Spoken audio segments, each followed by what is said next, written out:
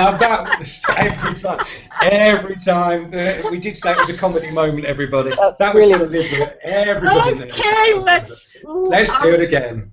All right, you ready? I've got it this time, Sandra. B, C, D. Wait, I hit the wrong note. I know. C, D, E, F, G.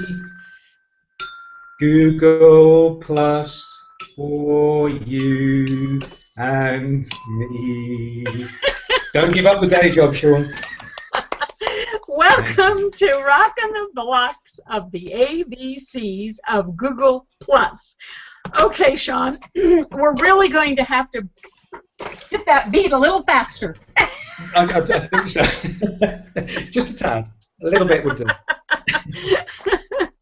I'm going to have to stop laughing so much here, too. Okay, welcome, everyone, to Rockin' the Blocks with the ABCs of Google Plus. I'm Sandra Watson, and I coach and teach the ABCs and help you get started for your business. Because once you know the basic ABCs of Google Plus, then you're on the run to get your business going on Google Plus. And my goal is to make sure that everybody that wants to can engage here and get going. Now I'm going to introduce my co-host, Sean Mahon, from across the big pond of the ocean over in England. Sean, would you introduce yourself and tell everyone what you do? Yeah, absolutely. I'm a trained singer. I think that should be more than obvious. Sadly, not very far away from being a trained singer. For those of you that don't know me, it's Sean Mahon. I'm a marketing coach and business consultant in the UK, and I've had the great privilege, I'm so excited I can't even say the word, the great privilege of working with Sandra Watson probably over, I should imagine, since February now, isn't it, Sandra? So been working very closely with Sandra, which is fantastic, and that's about it. I don't want to say too much. I don't want to take away from our wonderful guest. Well, excuse me, we're really excited, and before I introduce our guests, I want to say thank you everyone for coming, those that are watching live, and certainly anyone that watches the recorded version. We're excited that you're taking the time out of your life to share with us.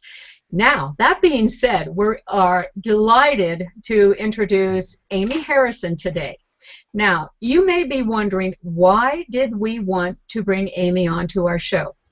Today we're going to be discussing content marketing, and Amy will share a little bit about how she feels about content marketing, but the one thing I gleaned from what she said was she doesn't like boring content. And I'm assuming that almost everybody doesn't. So that's one of the reasons that we brought her along, notwithstanding the fact that she has some great expertise. I'm going to mention and I'm going to read them because I don't want to forget them and mess it up. But she's a copywriter, she's a content trainer, she's a speaker, and a filmmaker. And she knows how to break down content into some easy-to-use steps. So I think you're going to walk away today with a lot of good tips and know-hows, and you're going to feel better about your content, and that's what we want. Our title is How to Add Comedy to Your Content and Make It a Little Bit Fresh. But beyond that, we're going beyond the comedy and content, and we're going to do what else can make it good, fresh content. So we're not veering off the track. We're just talking of ways to make your content stand out. Okay, Amy Harrison, again from across the big pond over in England. I'm going to ask you now to share about yourself, some of the things that I've brought up, and introduce yourself to our audience and make them fall in love with you like we have. No pressure then, just a couple of quick things to do. Yeah, so my name's Amy Harrison. Thank you very much for that wonderful introduction. That was lovely. First of all, thoroughly pleased that you have asked me to be on here. I'm really looking forward to it. I know you've got a great audience, and I'm looking forward to interacting with them and sharing content with them. Yeah, basically my business is all around content and leaning more towards teaching other people what I've learned about what works with content and content marketing. Content marketing itself, even the phrase and the term causes a lot of confusion. Does it mean any kind of content? Can we just publish anything? And then what do we do? How do we make it work for our business?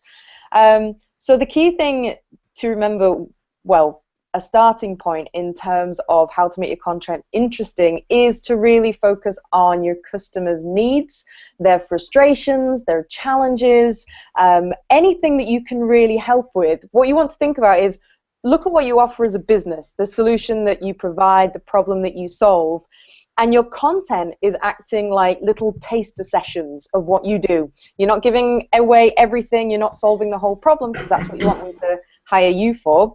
But what you are doing is you're putting out little tasters, like giving away little free biscuits and seeing if they like that and getting them to come back and buy the cake from you. So I'm really looking forward to jumping into this, looking at content tips, looking at content creation, and looking at comedy as well. That's, you know, I really love that, and I love the description. It's a bit of a metaphor, isn't it? That you're putting out biscuits or cookies there so that people come back and taste the whole cake. And what a wonderful way of describing it. I don't think I've heard it described like that before. Have you, Sandra, at all? No, I haven't. I mean, it's a delightful way to look at it. That, in reality, then you are creating an emotion with it because you can taste it. Yeah, absolutely. And I think the thing to remember is that these days, as consumers, we expect a lot more. So from a company, if we're looking to buy something or if we're looking for a solution, we don't go straight to the salesperson and we don't ask their advice. We look online, we look for help, we see what other people are saying. And if we find a company, we expect to find content around them. We like to see a blog, we like to see news posts, we like to see some kind of social media presence and feel that this company that we might want to do business with is grounded in the real world. And content's a great way of, you know, putting your personality out there. But one of the key things is, how do you stand out? Because obviously, as the internet has evolved and more businesses are using it for marketing, there's a lot more noise to cut through. Well, one of the things that I put on a post, it was either last night or this morning, I don't remember, Amy, but I believe that you have the knack of being able to stand out in the noisy crowd, and that's one of the things that you just said. And I think it's really important that we understand that there is the competition of the noise. Forget the word competition of what they do, but the noise itself. And that's what we're going to try to help people understand, how to make our content stand out in the noise and show what's different. So I appreciate that you said that. Before we go any further, though, one of the things that we agreed upon is that you have a #1 rule, Amy, that you do or that you distinguish, and you may have already said it, but I'm just going to say, please, for the benefit of our audience, what is your #1 rule before you start any kind of content? Well, this #1 rule, and it's really when, before you start thinking about how do I make it interesting, how do I make it funny, how do I add comedy onto it, is to know what you want to say and why you want to say it as well. Because I have done some coaching, some comedy coaching. So I had a business executive, very successful business executive, and he wanted to release his sort of inner comedian, and he sent over some scripts and we were looking at them, and they were funny, but they didn't relate to what he did. And the great thing with comedy is that it leaves an impression, it stands out, but you have to know why you want to stand out. And so what we did is we reworked the scripts and we looked at, you know, let's make things funny, but not just the first thing that comes into our head. So I made him go back and say, look, let's see, why would they choose you to work with you? So he said, well, I understand their frustrations. I really understand the problems that they're going through. I have the experience, I have the qualifications to do it, and I said, okay, let's focus on getting that message first, and then we'll add the comedy on top. And so it changed the script around, and his sketches are now focused on the frustration. So he deals with high-level management, and so he did these brilliant sketches all around the problems that they face, sort of relentless demands that they get from employees and the things that I have to face day to day. And they worked so much better, and he was a lot happier with them. So that's the first thing, is really picking down what you want to say and why you want to say it, based on who you want to attract to your business. Yeah, I mean, the feeling I've got when you say that, Amy, is that just because you're using comedy as a genre, the intention has still got to be the same. You've got to address an issue of a client or a potential customer, and you mustn't fall into the trap of You know, you can blind people with the comedy moments, but have no purpose to the actual video or the actual information. Otherwise, that's going to be quite alienating. And I guess we've all watched things where the comedy's there, but you kind of think, what the heck is the purpose of this? So if I hear you correctly, what you're saying is there's still, whether it be comedy, whether it be a serious bit of content, whether it be dramatic bit of content, the rules of engagement are probably pretty similar. Yeah, and the brilliant thing with comedy and what I love using about it is that it builds engagement. People feel it sort of breaks through resistance because it's not a pure selling pitch. It's not, here's this information about my business. It's funny, it's lighthearted, and it helps people retain information as well. So the study's shown that if people learn things with humor, you know, with humor used, they retain that message a lot longer. So I've definitely seen an increase in engagement, in social shares, in traffic, through doing the videos that I do on Amy TV. Right. But they have to come back. They have to be backed up with what I know about my subject. So that's where I start off. I start off, and it probably sounds quite boring, but I start off usually with either one point that I want to get across and a couple of different examples that I'll use humor around, or maybe quite often I'll do maybe 3 tips. So one problem to overcome, 3 tips, and then each tip I'll do some kind of funny sketch. Yeah. Sorry, Sandra. No, you can go ahead, Sean. Oh, thank you. No, I just, all I was going to say, stating the blindingly obvious, is having watched quite a number of your videos, you know, you always walk away having both laughed and learned something. And I think you've got to get both sides of that equation, haven't you? Otherwise, and what's the point? You might as well just watch a comedy, or you might as well just have something that's very, very dry. So I think that combination, I can imagine why that works so well for you. I'm just seeing quite a few comments come up, actually. Sandra, if you don't mind me just doing a few shout-outs. So we've got Kevin Burns shouting out all your comedy glory. Tanya Lumiere. I always get your surname wrong, Tanya. My apologies. But she's just shouted out Cookie Monster. So there we go. And Lee Rickler. And a lot of other people actually joining in, so a lot of excitement, Amy. So we've got the introduction out of the way. Sandra, I just interrupted you. Scott. Very good point. Go ahead and read, Sean. Thank you. I'm struggling a little bit because I've got these new contact lenses, everybody. So I'll squint at the screen. But I think what Scott's saying is, as I wince into the screen, after the show, might Amy provide links to some of her favourite content that illustrates the point she makes. And I think, Scott, that's absolutely excellent. I think that's Amy's intention. So yeah, definitely. We'll pick up on that. So thanks. I mean, Scott. and I can walk through a very quick example from, and I'd love to link to some other promotional content. In fact, I can talk about that now. Some great examples. So the one that I used recently, I can't remember. It was the video that I did about building a community through content. And this is a technique that I tend to use when thinking of funny ideas, is that I either look for an extreme or I look for an opposite. And I've spoken about this before. And it's not something that I consciously do, it's just the way that my mind tends to work. So, for example, I was looking at some tips for building a community in content, as inspired by Martin Shervington, who I'd done a Hangout on Air with previously. And one of them was one tip was to just be very generous with your content. And so the comedy sketch that I chose to illustrate that was an opposite of it. So if you've not seen the video, I'm putting up a pop-up tent in my living room, and I say, you know, oh wow, that was easy.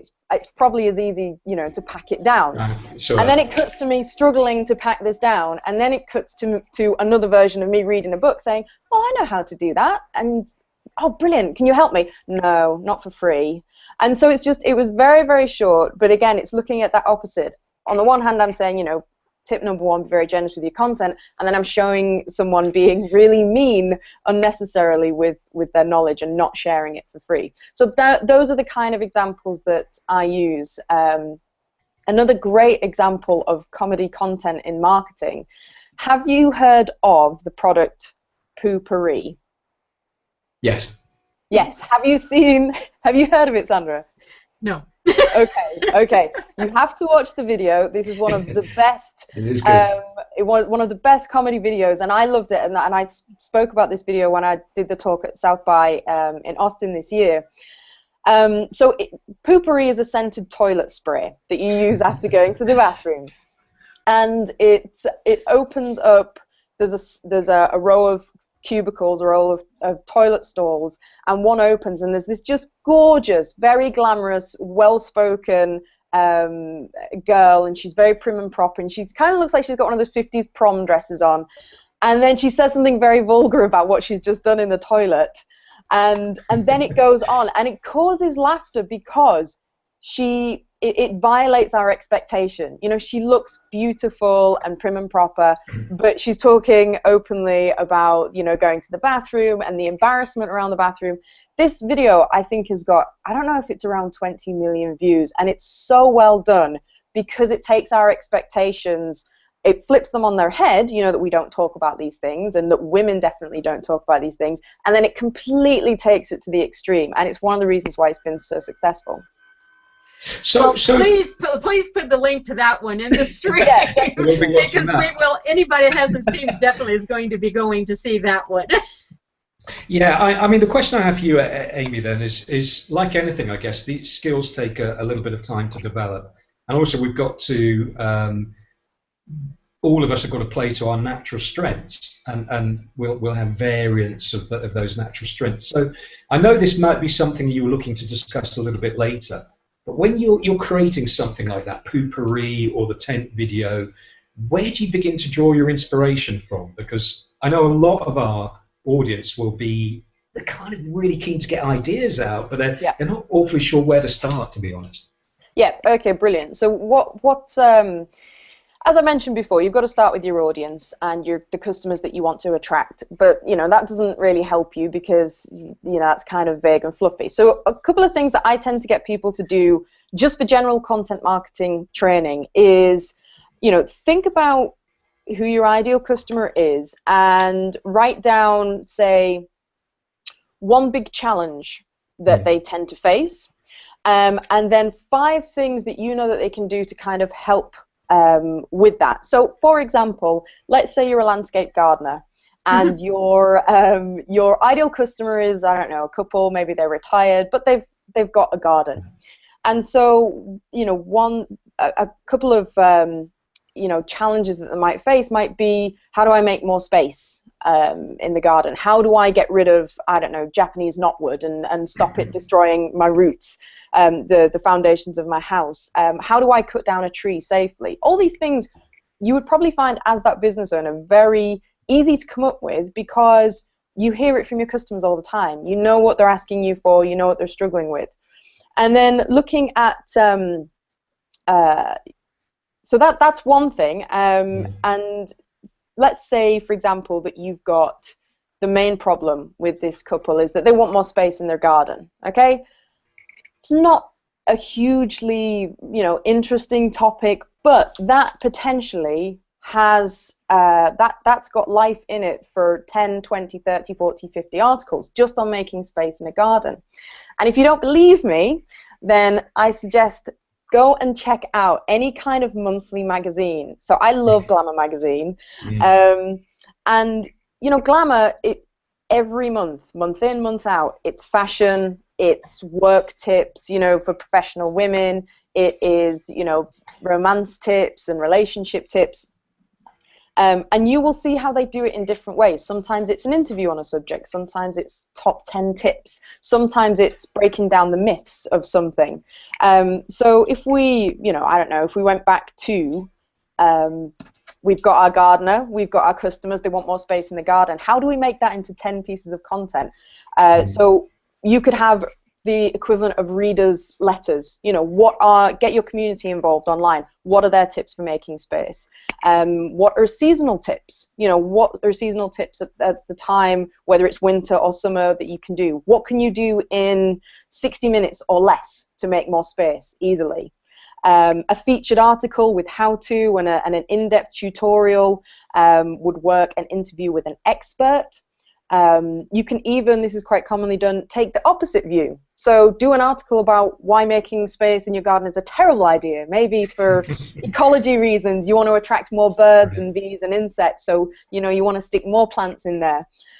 Mistakes to avoid. I mean, already these are just general ideas, but you've got one core subject: how do I make more space in my garden? And as an expert in that subject, you would find it very easy to answer all those questions.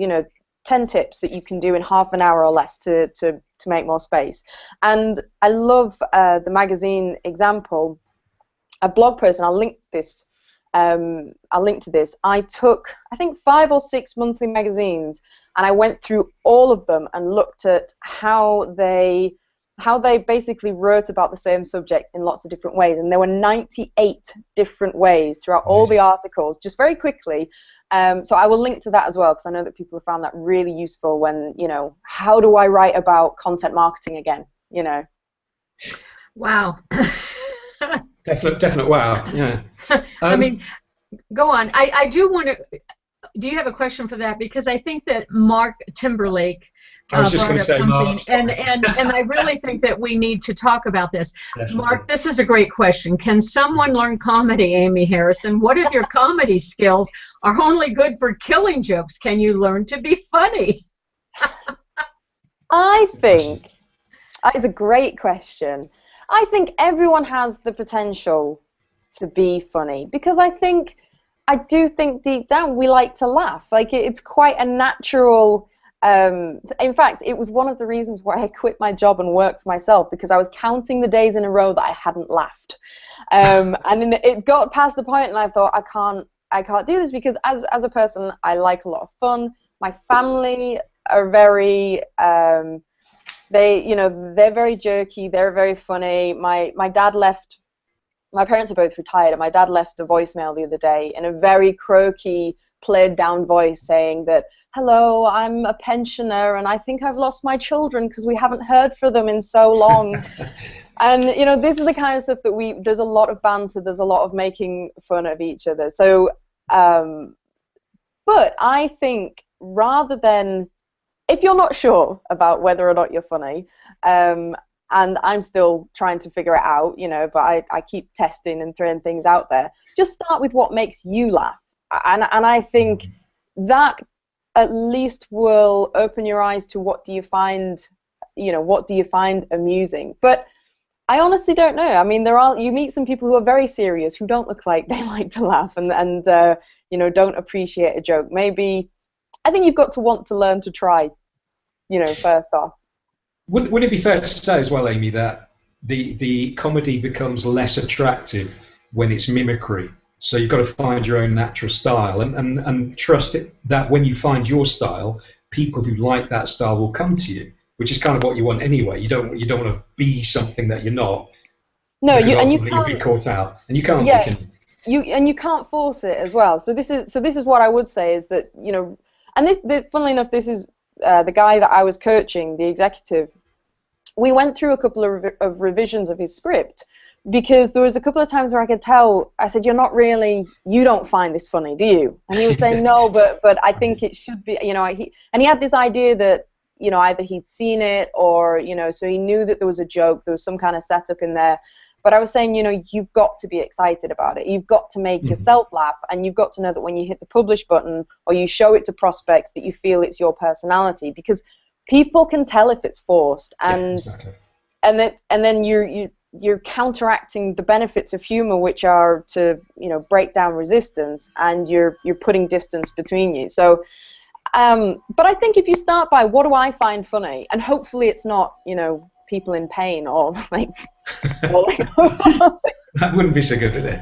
And also if you want to test out things, see what you find funny, and then maybe just share that. Use a platform like Google Plus to think, oh, what, that made me laugh, and maybe it was to do with your industry, maybe not, and share it. And it's just a way of, again, putting out little samples of your personality through content. Don't you think also sometimes, though, people that are very serious, if they stay serious and then just for a little small moment, they have that little smirky thing that they don't even smile when they say it or everything, but the audience is cracking up because it's so out of character, and it's like, oh, that was pretty good. And that can be comedy and funny in itself. Yeah, definitely.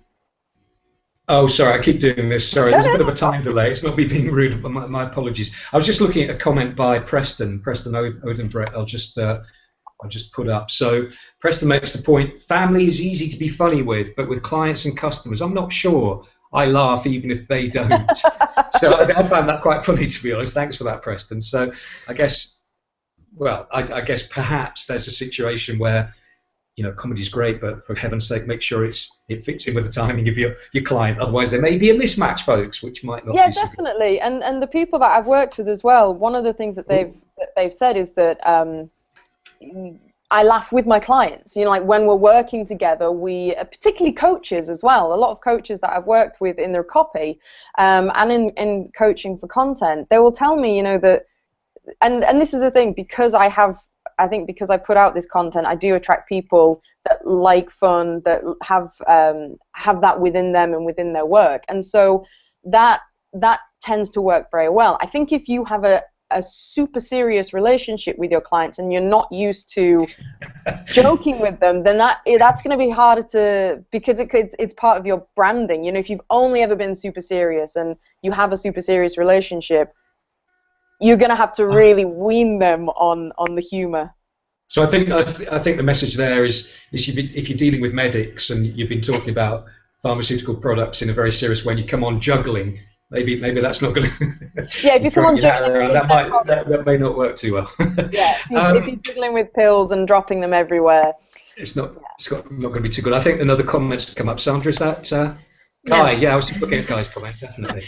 I think this is really good. Guy Davis says, the primary problem with being funny is self-consciousness. Yeah. I've been able to bring the house down in a meeting, but that's because I have no sense of shame. People are like animals. They can smell fear. Beautifully put. That's very true. So what do we do then? If we're fearful, do we make that into the comedy? Well, this is funny because, and I've said this before, I've tried to convince people that I'm introverted, and they're having none of it. But I will, you know, in certain social situations, I will not say a peep. Just, you know, sometimes I like to listen a little bit more, and I think because I like to write and because I like to do sort of observational comedy, I love to people watch. So quite often, if I'm not talking, I'm thinking of things to write down later that's probably going to go into a sketch. But in the past, I've been in situations, and I don't know if this has happened to you, where you start telling a story, maybe a humorous story, and there's a couple of people there, and you're halfway through, and then you notice other people have sort of gathered round you, and it increases the pressure, and you do become self-conscious because you can see everyone watching you. And this is why I love doing the videos, because when I thought about, okay, I want to do something with comedy, and I thought, do I want to do stand-up? And the idea terrified me. But sitting in my flat on my own, you know, running around, making films, putting makeup on, you know, throwing props around on flour and sawdust everywhere, I can do that all day, and it comes across as a lot more confident, I think, because people don't realize that no one's watching me. It's like you're like the whole dance when nobody's watching. This is like comedy when nobody's watching. And then I press publish, and I forget that there's like a little disconnect where I start getting feedback, and that's when I start to get self-conscious, like, oh crap, people are going to watch this now. Well, I have to tell you, when Sean and I were doing the trailer for the show, to begin with, he said he'd had no sleep in 3 days. It's true, he hadn't.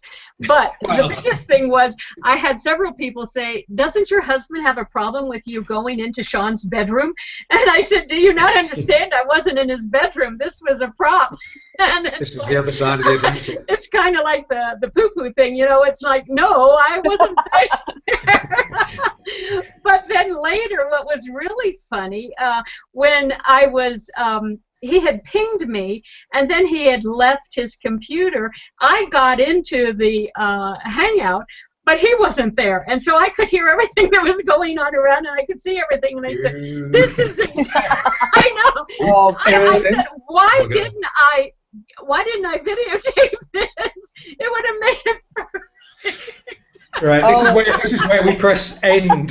It's been a beautiful relationship, Sandra, but enough of that. I'm going to move swiftly on before we explore that too much further, but I am going to read, just to take away this, I know what you mean, Amy, when you're doing something you're not observed, you can really push the boat out, and you'd be brilliant in stand-up anyway, let's face it. But Brian, just to reassure you, Brian Shea is really, oh, I've lost the comment, it's gone scooting down. Let's see if I can find it. Brian Shea is really singing your praise. Here it is. No, it's not that one. It's this one. If I can put. Oh, we're having a technological challenge here. Let me see if I can put. Well, I'll read it because maybe it's this one, Sean. Here, let's see. Sandra, you are lovely. There we go. Now, if you read the bottom, I'm going to focus on the bottom. Brian obviously appreciates our British reserve, which I think is lovely. So, Brian finds your comedy adequate, Amy, which is brilliant. Adequate is good, right? I think in British it is. So that did make me laugh, Brian. Thank you for that. That is so funny. Brilliant stuff. I did have a comment, a question for you, though, coming back to something we were talking about 10 minutes ago, Amy. So you were talking about, in your example, how you could, I'll use the term repurpose. So in the example of a landscape gardener that you quoted, you kind of think of the pain or some topical elements that the audience might have, and then out of that, you can write a number of different articles and create different content. And some of it might look like a straightforward blog. Some of it might look like a how-to, if I understood you correctly. What's your advice, though, about mixing that up on different platforms? Because a lot of our audience are on different platforms. So they might be on Google+. Well, they are on Google+, obviously. But they might be on Twitter. They might have blogs. They might be really active in YouTube, just as you are. Where do you go then so that the content becomes very native, if you like, to the different platforms? Yeah, funnily enough, I was chatting about this on Google Plus the other day. First of all, you don't want to spread, or in my experience, you don't want to spread yourself too thin across too many different platforms. So I went through the whole social media buzz. Oh my God, I've got to be on Facebook and Twitter and everything. In reality, I found that I only have maybe 2 or 3 real sources that where I publish content. So on my site, my site's kind of a given. That's your home base. That's where sort of you want everything to be, and then you want to push out from there and drive the traffic back. YouTube works really well for me because obviously the videos and with it being integrated in Google Plus. So that has a nice little. That's got a nice little life to it. I found that Google Plus and YouTube works really well for the content marketing that I'm doing because it's video based. Yeah. And so you can have the video, but then on Google Plus you've got the benefit of adding in conversation and discussion and comments, and it keeps it going, builds momentum even more.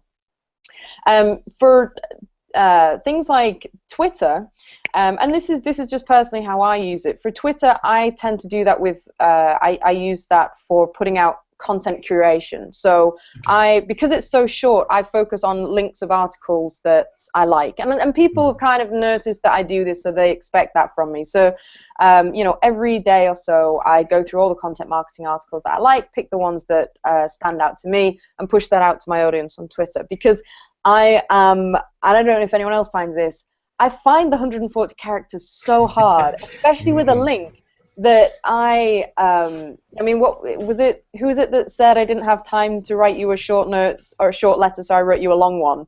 That is me trying to fit something into a tweet. Is like, oh no, it's two letters over. Hang on, go back again.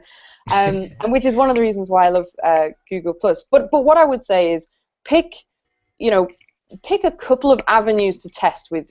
Don't feel like I've got this great content and now I'm just going to blast it out, because you will do so much better focusing on 1 or 2 avenues and putting that context in. So if you want to try Twitter, it is worth adding context to it. So explain what you liked in a very short space about that article. For me, because I've been on Twitter for so long, and that just kind of like organically grows, and it just sort of works for that way. But if I was starting again and my audience was on Twitter, I would be a lot more active in how do I make each thing that I post, you know, a little bit different.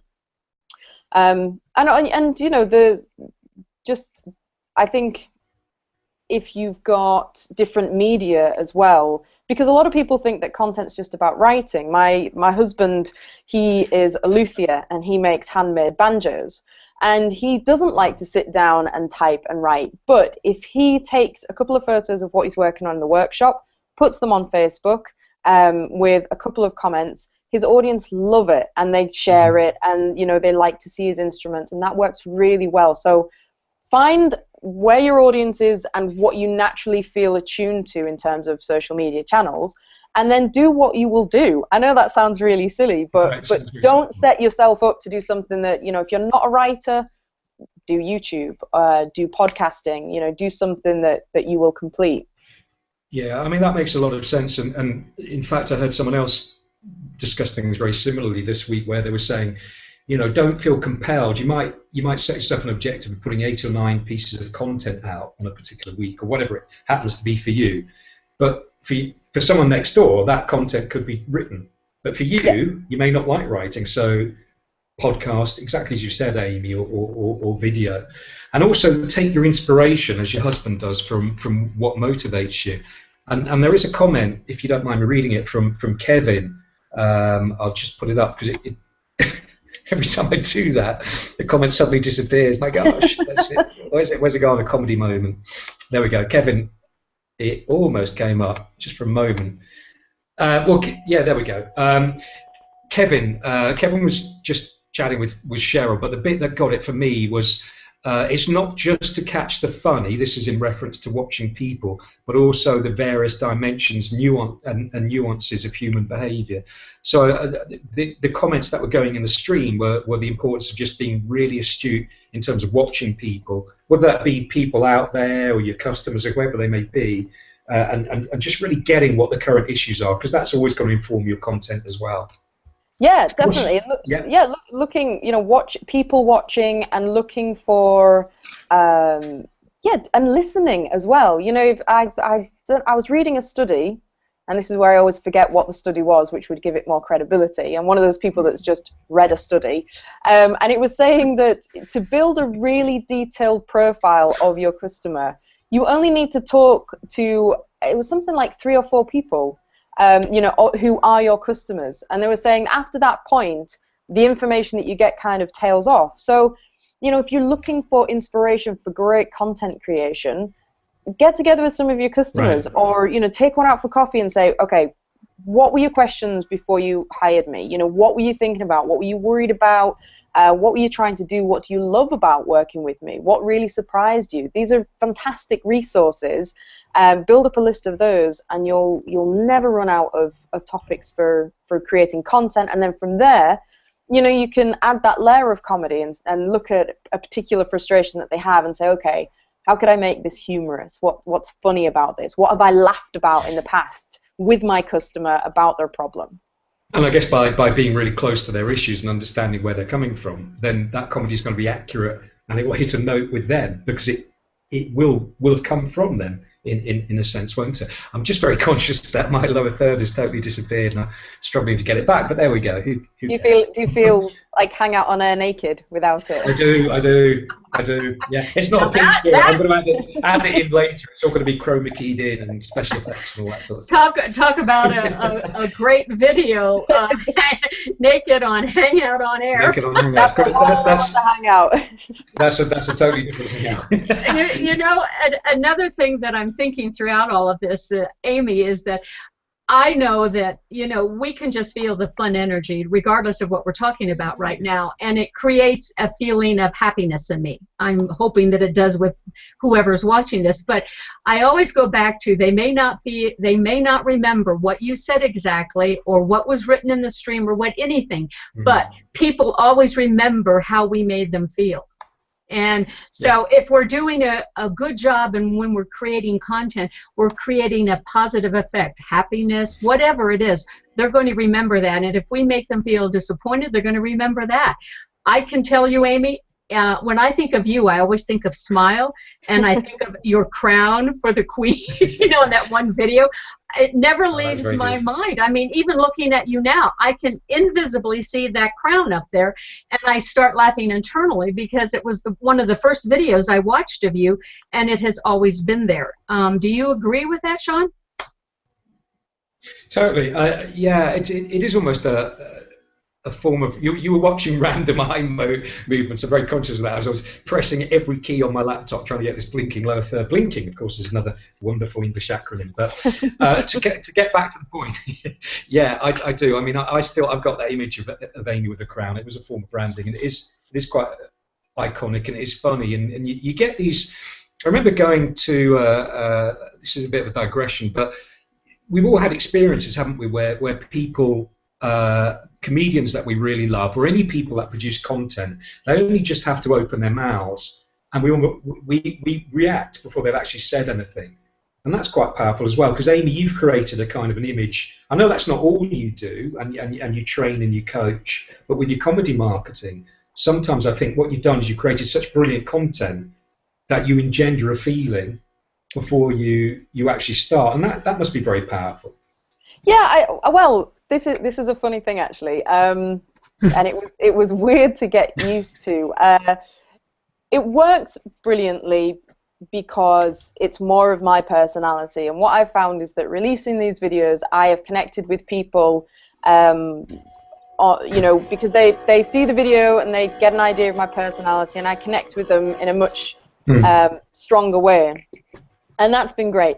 However, there is also, you forget that on the internet, I mean, you know, on G+, there are some wonderful people, but on the internet as a whole, there are also some very odd people as well. And there are some people who I've connected with through, there's one guy in particular that I thought, and it was strange because he'd seen my videos and he felt like he knew my personality, which I totally get, but he was very over-familiar. And sometimes, so this is the weird thing that I had to kind of watch. And he, this was funny because this was so bizarre. He bought one of my products, and we were chatting back and forth. And he was, you know, serious businessman. He had a successful business, and he was saying, I'm interested in doing a joint venture. And then it just completely snowballed within about a week. And then we were taking over Amazon, and we were taking over eBay together, and you know, selling things for, you know, selling the business for $5 million within about 2 years. And I'd met this guy online like a couple of weeks ago, and when I sort of slowed it down, there was some tension there.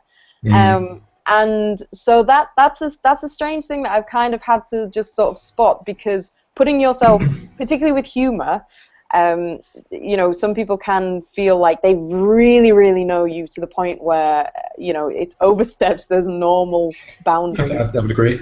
Yeah, I would agree. And in fact, I interviewed somebody once who, I won't name the person, but she, in one of the videos, she's very attractive, very striking looking woman, and she was saying that she wished that some people, she's very active on LinkedIn, and she said she wished that some people wouldn't treat LinkedIn as getthedatetonight.com, which I thought was really funny, because she was literally bombarded, 50 or 60 pings, because she created that level of intimacy in people's minds. That's immediate on the screen, and people assume you know, an understanding and a connection that may not be there, and that has consequences.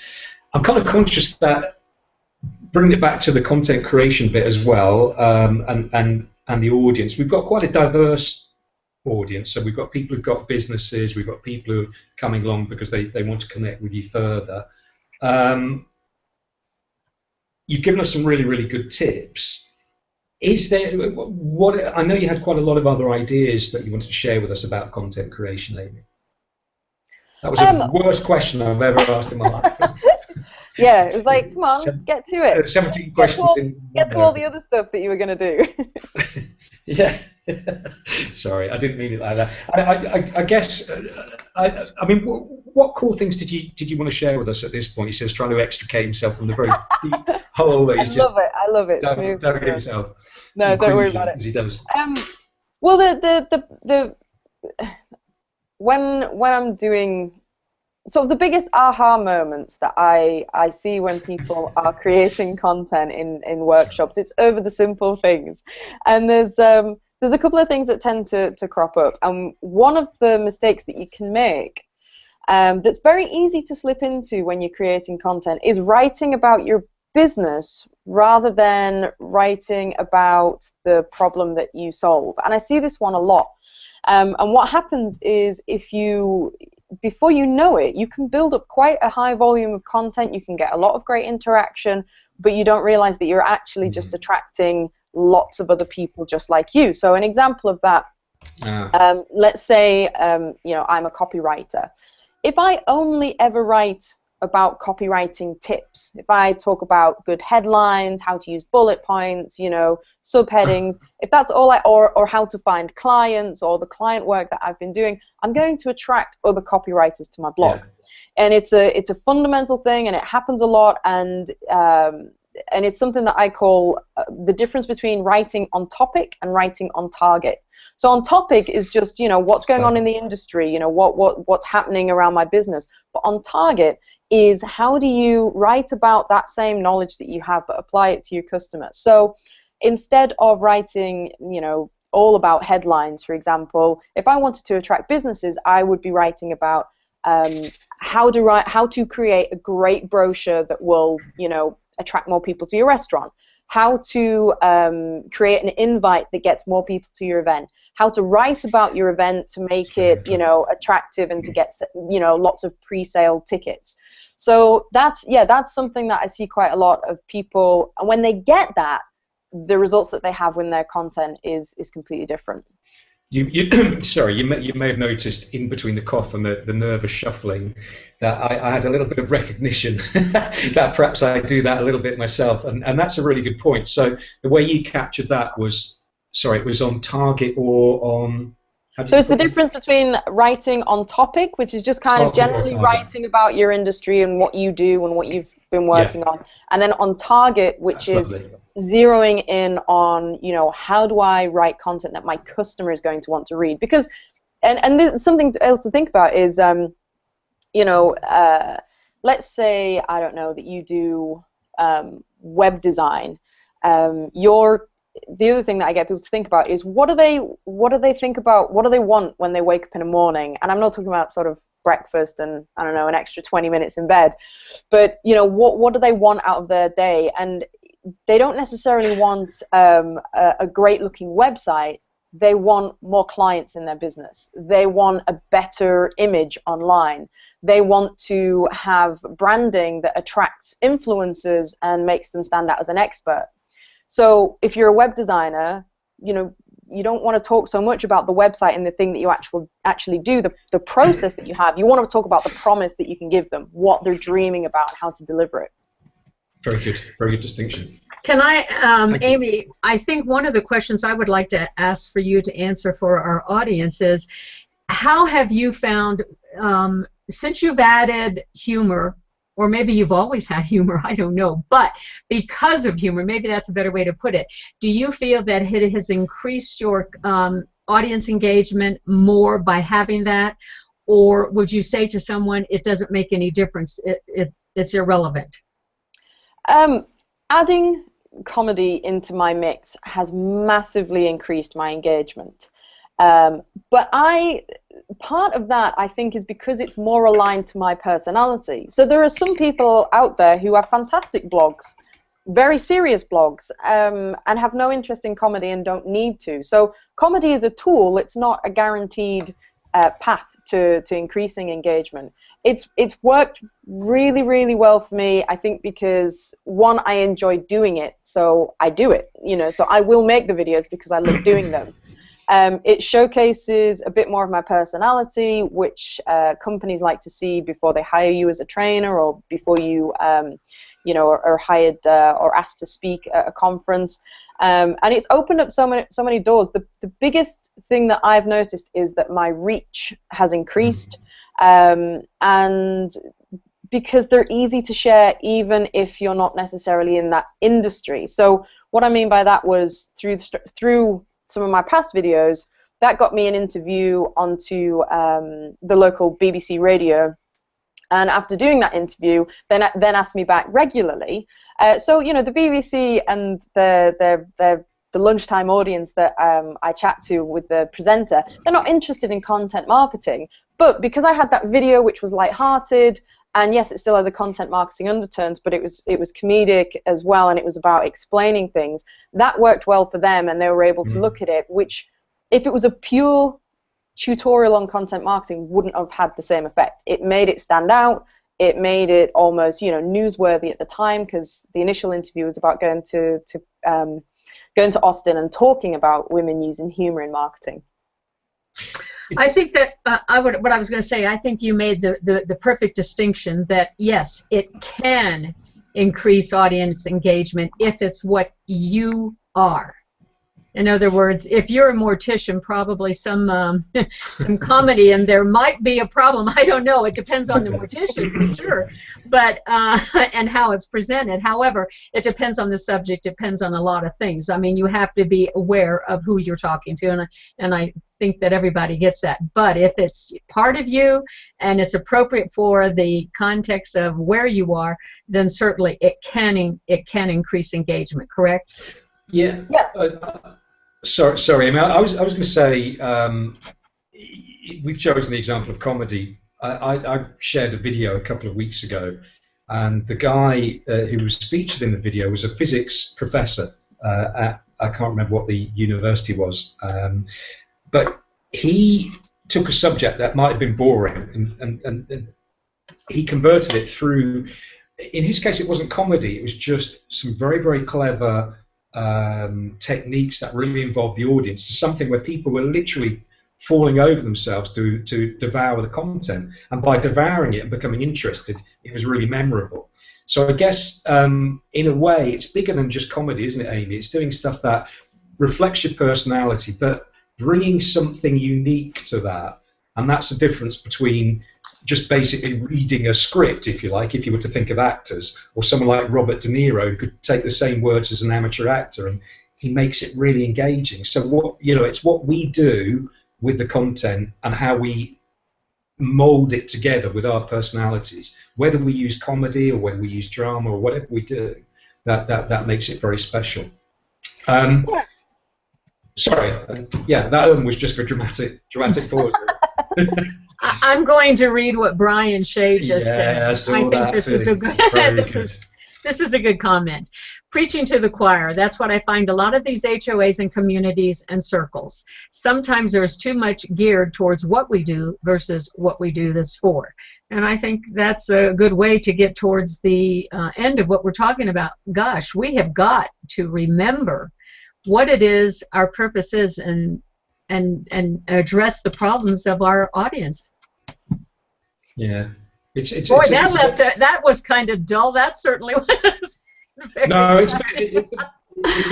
is that point that I think you were making earlier, Amy, wasn't it? You know, there I am on Twitter, and I suddenly find I've got 5,000 identical people following me. Fantastic! I've got 5,000 followers. What do we do? Unfortunately, they're all in exactly the same niche as me, and none of them want to buy from me because all I've done is I've you know, as Brian makes the point, you know, let's remember why we're here and who we're trying to engage with. So I think that was very well put. And something which a term that is used a lot in copywriting is, it's, you know, when you're writing copy that you want to connect with your audience, you've got to have the conversation that they're already having in their mind. So what I mean by that is, you know, they're not, you know, your business owner, with your business, for example, Sean, your business owner isn't saying necessarily automatically at that point where they say, I really need a marketing strategy and I need a coach to help me with my marketing plan. What they're saying is, you know, what can I do? Should I be doing advertising? Should I be getting into, you know, content? Should I be blogging for my business? What can I do to get more people coming in? Because that's what they want.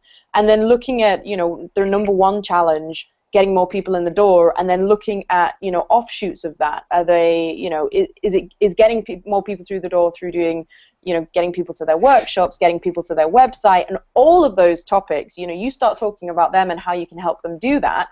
You might not even ever mention marketing, but you'll be promoting your business. And sometimes actually that's the most powerful thing of all, isn't it? Where people are so anchored into the solution, they don't care about the jargon and what it's called and what they're not bothered about that. They want that solution to their pain, if you like, and if we can provide that, they'll pay any amount without sounding mercenary. Whereas if we're just pushing the jargon, we're just going to attract the wrong people at times. So I think that's really well made. Great point, thanks, Amy. Yeah, and it's one of those, that's key to cutting through that noise, you know, because there's a lot of people talking about the what rather than what the what does for people. Not one of my catchiest. That wasn't one of your best, but it was pretty good. Okay. I'm going to change the pace. I'm going to change the rhythm. We are down to our last few moments on the show. It's gone very quickly, obviously. I'm going to ask Amy and Sean what they would like to leave with the audience. And audience and anybody that is watching live and later, if there's any thoughts you'd like to leave with us, please post those in the stream also. But I will finish with Amy and Sean. I'm going to ask you, what would you like to say to the audience as your parting words? Who we start? Sean, you go first. Sean. Okay. Well, I you know what? There's so much to take away from this that you know I'm certainly going to be rewatching it to just take away some of your advice. The big thing for me, and I think it's so important, is the point you're making about writing on target. I think it's beautifully made. Now, I know we were only speaking about it a couple of minutes ago, but it is certainly true when I look at some of my own experiences that I would at times be busily putting content out there and thinking I was working ever so hard, and it wouldn't necessarily be strategic. And then I would be looking at the fact that I was just attracting like-minded people, which was great. I could hang out with them and really enjoy that, but they weren't necessarily future clients. So for me, that distinction, it is blindingly obvious now you've helped to see that, but it is a really good one. You know, tweak that content in such a way that it's addressing an issue, you know, rather than just, he says, vanishing into a semantic backdrop. But I guess tweak it and purpose it and make it deal with the pain of that particular client and focus on that, and then the people will follow you. Yeah. For me, I would say I would say get a magazine, any kind of monthly magazine. If you're looking for ways of, you know, because you're in this business and if you're publishing content about your business, you are like think of yourself as a publishing company. Think of the content that you put out as like a mini magazine. Because these magazines do fantastically well. They pre-plan, but you know, forget the planning aside for now, because that can get you not bogged down. It's essential, but in the time that we've got. But do grab a magazine and just say, okay, what are the 5 main themes that they cover in this magazine? How do they do it in different ways? I did this in a workshop in Berlin, and they thought I'd gone mad because I took out all these magazines, and we had Scooters Monthly, we had a fishing magazine. I don't know if there was one about trains.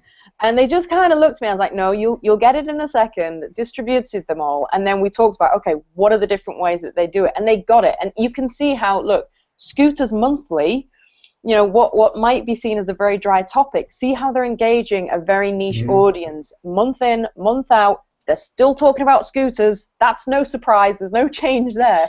But different interviews, different tips, different levels of tips as well. You know, so maybe you have a beginner's series, maybe you have an advanced series. You know, and I think if you treat your content with the seriousness as if you were publishing, you know, magazine content, you will see it work a lot harder for your business.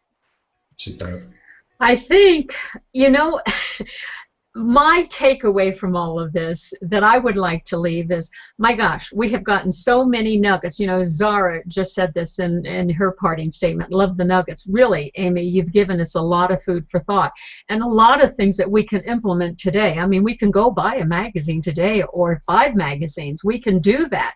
These are things that can change us. But the whole thing is, and I keep going back this to myself in my own life, so it's probably why it stands out, is nothing is important until we just do it. If we listen to all of this, it makes no difference in our content marketing if we don't get out there and make a step and do it. I can get the magazines, I can practice with them, I can say humor's okay for me, but for those it's not okay, then pick up some of the other tips that you've brought up and use those. Sean has brought up a lot of interesting things, so just do it. Just do it. Okay. Okay, Amy, I would like to ask you, how can people find you? What would you like for them to know, or what would you like to offer? Give us a little parting tip on that, for sure. Well, if you want to connect with me further, my website is harrisonamy.com. I'm very active on Google Plus at the moment. There is a new Amy TV that I'm hoping to get out this week if I just do it. And at the moment, I'm developing. It's probably going to be a couple of months away, but I am developing. It will be a membership site, and it's my aim, and I've wanted to do this for a while, is to strip away a lot of the confusion and take you step by step. So it's going to be a mixture of fast track resources. So if you just have to get a blog post out today, you can have templates, you can have outlines.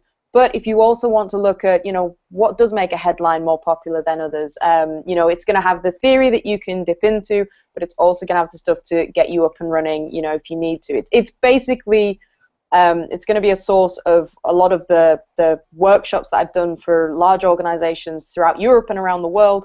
It's going to be an accessible version of that. So if that sounds like your kind of thing, then just keep in touch with me, and then in a couple of months' time, you'll start to hear me talking about it more. That's fantastic. Okay. And that literally is just around the corner, basically, is it? Yeah, the penciled launch is early November. I really want to get it out by then. Brilliant. Well, we all have something that we can say we're just going to do it. And on that note, I want to say this is something else you can just do.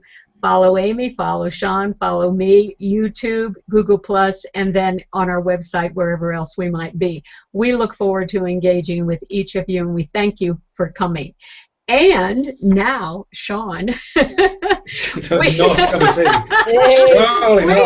are going to go out as we ease out. Okay, I'm ready. Almost. Oh my gosh, are you ready? I'm ready. I'm always ready. B, C, D, E, F, G, Google Plus for you and me. Thank you, guys. We will see you next time. Have a wonderful day. Thank you. Take care. Bye.